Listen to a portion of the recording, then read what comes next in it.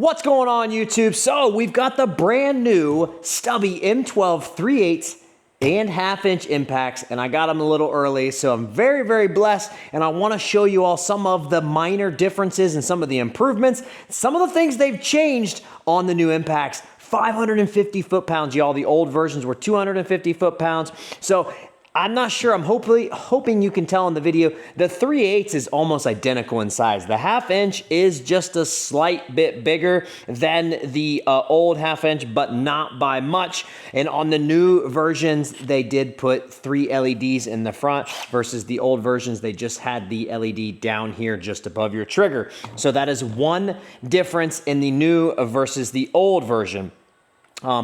Another great thing about the new versions is they're selling for the same price as the old stubbies, $199 bare tool. Now, when you buy the kit, it is a slight bit more expensive because they do recommend you use them with that high output 5.0 battery. So the kits come with a 5.0 high output battery and a 2.5 high output battery. So I think it's $20 or $30 more for the kit, but as far as bare tool, same price.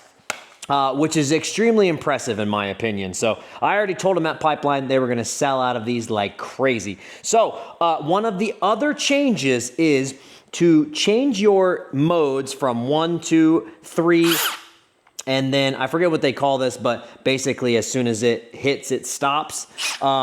You take your forward and reverse trigger here.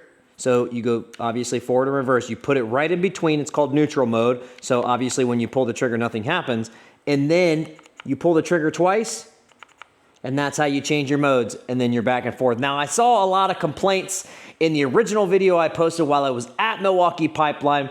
I'm gonna be honest with y'all, I don't change modes hardly ever. I understand there are people out there in other industries that will change modes. Mine's in 3 99.9% of the time. I just get used to the trigger and know, I just get a feel for it. I don't know. So to me, it's not that big of a deal. I'm not gonna be changing modes, but maybe to you it is. Like I said, there's other people that will. It's actually really easy. The trigger feels so much different now too on these. And I would assume that they would look into that as a possible failure point as far as because you're pulling the trigger if you're changing modes a lot. I don't know, we'll see. One of the other common comments that I got in my videos after I posted from Pipeline was they wanted Milwaukee to have a fix for the batteries and holding onto the tabs. They fixed that. And one of those, the fix for that is if you see these tabs right here, this spring, what it does is as you slide in your battery in there, instead of the battery just holding onto the clips, now these tabs actually push right here and hold the battery on both sides. The battery fits so much tighter. I could tell an instant difference as soon as I locked in my batteries, and then I've been going back and forth from the old stubby to the new stubby just to kind of see the differences and feel the differences and see what these are capable of and what these are not capable of. So another huge difference is the RPMs. It's 3,000 RPMs on the 3/8 and I think it's 2,700 on the 1/2 inch. I could be wrong on that, but I'm pretty sure it's right around in there. So that is another change as well. But outside of that, I can tell you already, it's a massive difference from the old versions to the new versions as far as power-wise. I've been extremely impressed already.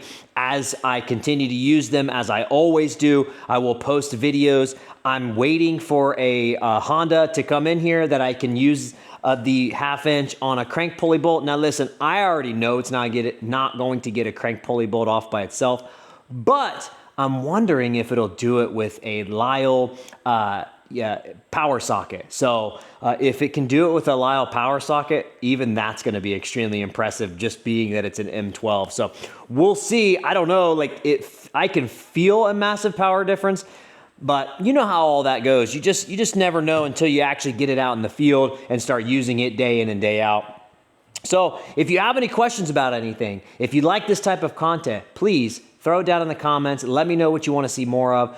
Like and subscribe the video, share the video, get the word out there. Again, like I said, $199 bare tool, y'all. That's pretty rare that a company does this, comes out with something that's over twice the power and leaves the price the same. It's extremely rare. So huge shout out to Milwaukee, man. That was great. I'm glad that they didn't bump the price a bunch and all that and kept it as affordable as possible for you all. So again, if you have any questions, throw them down in the comments. We'll catch you on the next one.